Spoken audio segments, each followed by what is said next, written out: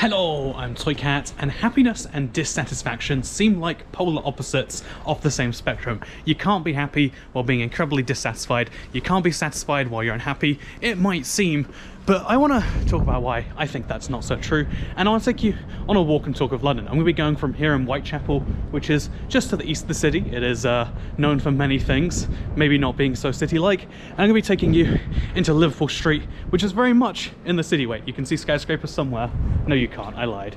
Anyway, it's going to be a fun walk and a fun talk, you might even say. But yeah, something that's been eating at me, and that's why I make these videos, is the idea that, like, sometimes being happy might make you unhappier in the long run. And maybe even sometimes why being dissatisfied might make you happier in the long run. Something that I found is common amongst many people that I've spoken to is this common conception of, like, knowing there's just something not right, not putting your finger on it, but trying a lot of things to fix it, you know? I feel like one of the weird common traits in success that should not be true, if you were to think about it from a traditional happiness point of view, is this idea that, like, yeah, actually, you know, maybe it's better, maybe it's better if people do think something's wrong and are trying desperately to correct it, because then they're more motivated to do all the weird things that you need to do to be in whatever situation you need to be in. And well, let me give you an example. Let me just talk a little frankly, personally, candidly, what's the word for this, if you don't mind, because one of the things I've been considering recently is, like, it's a new year, it's a new me, you might say. What makes me happy? What will make me have a good 2022? What do I enjoy? And the truth be told is that what makes me satisfied on a day-to-day basis makes me unhappy in the long run.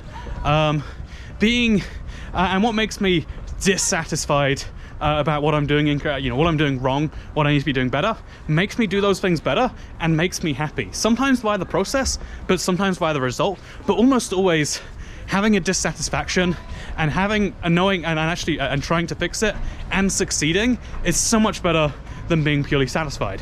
If I tell you about my first 4 or 5 days of 2022 so far, I'll be honest with you, been pretty lazy. I've worked less than an hour in each day, and you know what that means the other 23 hours are?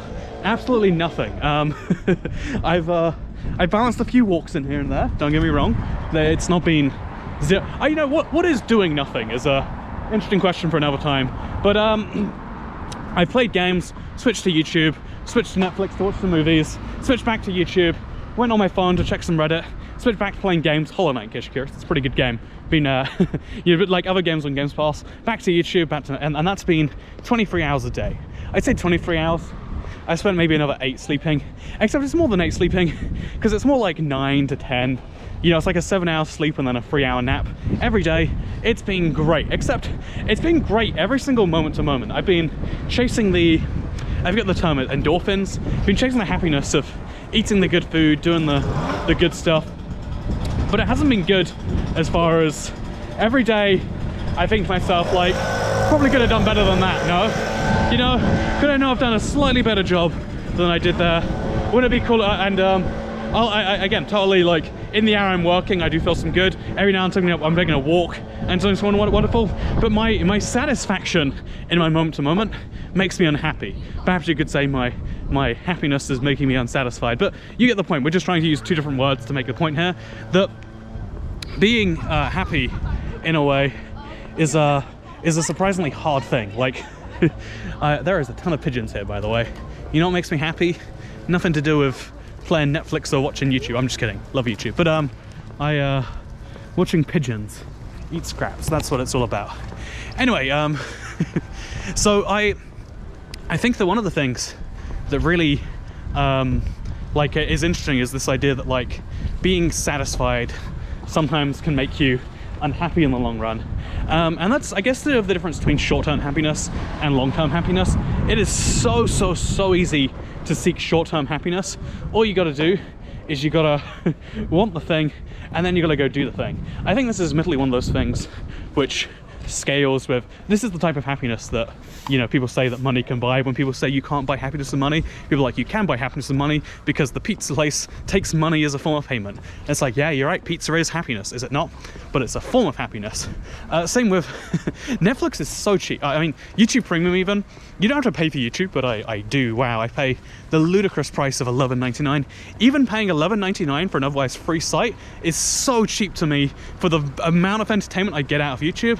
It is so cheap to buy happiness when you consider like a pizza here and there and YouTube and some Netflix.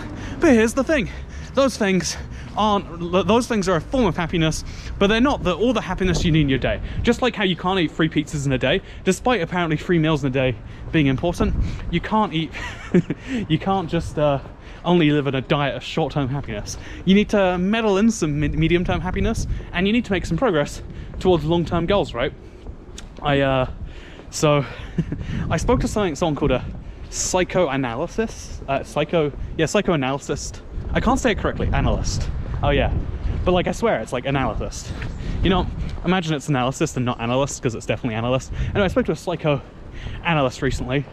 Had a whole fun time with that, by the way. Like, just the idea of like speaking to someone about a lot of very candid things, and then like trusting that they're keeping their word when they say, yeah, I'm not allowed to tell people about this. And it's like, well, if you were allowed to tell people about this, you would also say that you weren't allowed to tell people, so that I would tell you things that you could tell. Anyway, ignoring that, I spoke to one, and he mentioned that, like, yeah, the hardest thing, you know, the sense of meaning in life, even for him at his level of speaking to all these people and doing all this training, is like, yeah, making sure that your day-to-day actions line up with your long-term goals.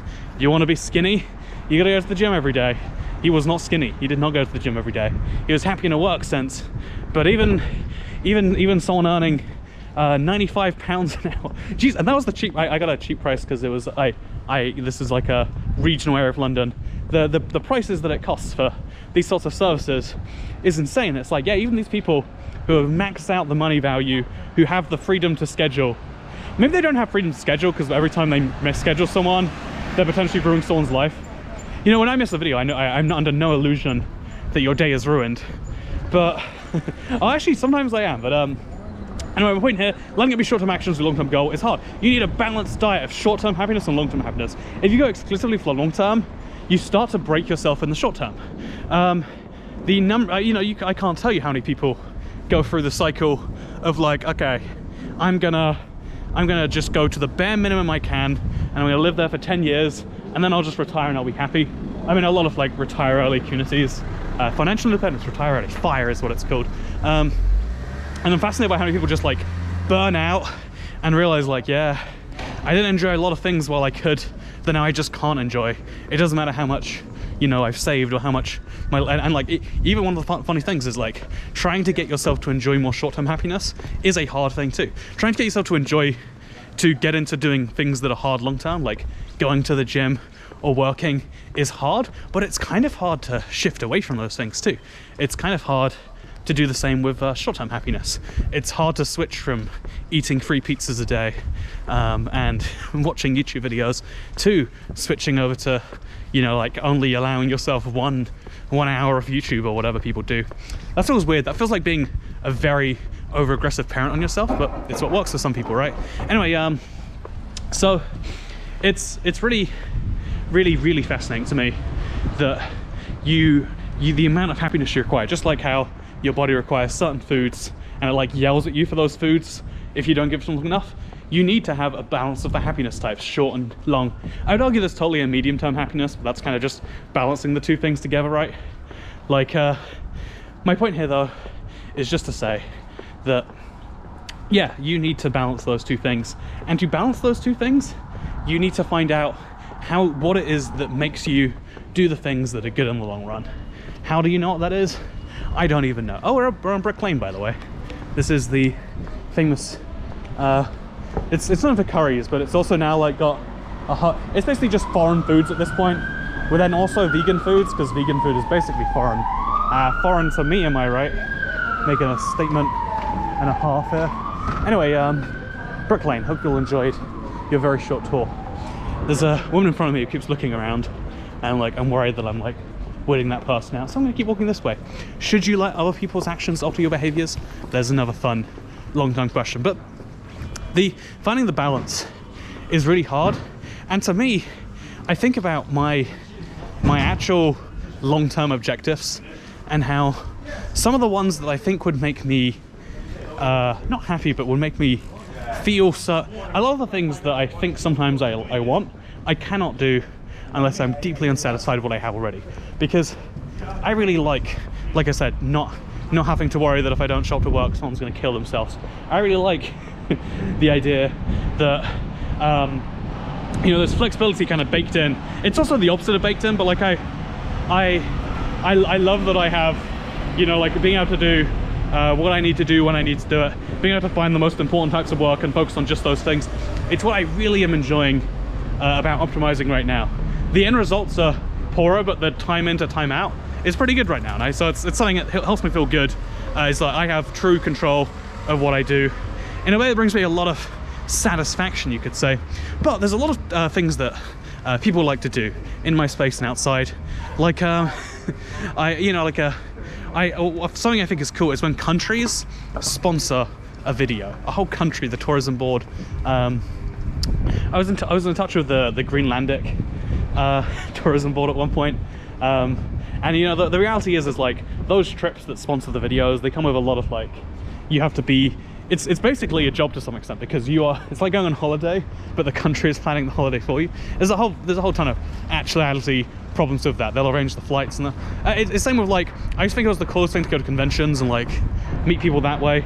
In reality, it's like having a very, very busy packed work weekend and having to pair in some flights that are not going to be the most convenient flights, let me tell you, because this is being paid for by an account manager that is heavily incentivized to get you there as cheap as possible, because, you know, free travel is free travel, right? It doesn't matter the quality thereof. And so what I'm trying to say is that so many of the things I look at and I think that'd be cool, that'd be a cool flex, right? That'd be a thing I'd love to share. That'd be a thing that would be really cool if I had done, if I was doing. They require a lot of like input and momentary unhappiness, honestly. Like dealing with sponsors is the worst thing in the world. I easily turn down 5 figures, maybe low 6 figures. I imagine it's just 5 figures. Whoa, my first ghost cycle I've seen in the wild. Look at that. I would not feel comfortable leaving one of those parked outside anywhere. That is, you know, power to the people, right? Maybe and especially like this area of London. But you know, if you let that long-term desire to keep your bike hold you back from doing short-term fun things, you know, maybe that's not the balance they're looking for. Maybe if you've insured your bike, ultimately it's not even a trade-off worth having. Okay, now we're heading for a food market by accident, because I'm trying to go to a salad place. Something I like that I'm really ashamed of liking, because it's like definitely all placebo, but it works, is like the American style healthy salad thing, where it's really just like you turn a salad into not a salad anymore. I love it so much. There's only one place in London I've found so far that does anything like this. Let me know if you know another one, please. But yeah, no, some like doing those things requires me to be deeply dissatisfied in some way. And sometimes when I switch to doing something new that I really didn't want to do before, I'm like, oh yeah, this was great. And sometimes not. And that's what I mean when I say dissatisfaction can lead to happiness. It can lead to a lot of badness as well. And in reality, dissatisfaction causing more dissatisfaction is just as common a thing. But then, you know, we have this problem where we have a floor of how good we can feel. Oh, sorry, ceiling of how good we can feel, and a floor of how bad we can feel. And once you reach the bottom of that floor, where can you go besides down? And once you reach the top of that ceiling, you can't go anywhere up. You only have downwards to go, right? And this kind of like barrier to human psychology that definitely isn't that true in the long run, but maybe honestly, maybe what it is for me is like I would wager that I feel my highs way too high and I feel my lows way too low. And so given that that's the case, oh no, I don't know if it's open. So this is the place, in case you're curious. It's in Liverpool Street, or at Liverpool Street. There's a church here. there's a market here, there's some skyscrapers here, and because of all those people doing financial jobs of some form, there's a salad place. Because what do people with high-paying corporate jobs want? They want salad, apparently, at least. Anyway, it looks pretty closed. I'm kind of concerned. Oh wow, there's actually like a full-on just office building here. So yeah, the reason I think big things get done, like, I don't know, whatever this is, it's a whole office complex with various rental spaces down here. I think the reasons things get done at all, sometimes it's just dissatisfaction. People being like, what right now is not bringing me happiness. I want more to bring me happiness. And then there are people who are kind of happy right now, who get a boost from that, are like, yeah, I'm happier after that. And it's weird to think about that, like, yeah, sometimes without dissatisfaction, without unhappiness, you can't have happiness. Sometimes without having the exact opposite of what you want, you can't have that thing. There's all sorts of weird examples of that, like how when you have a bad breakup, you realize like, oh, not only here are the things that are important, but here are the things that are important that I don't want. I feel like we learn as humans much better from this whole, here's what I don't want, now I'm going to work out from that what I do. And I think that's interesting. Maybe you do too. Either way, third channel, don't care. Goodbye.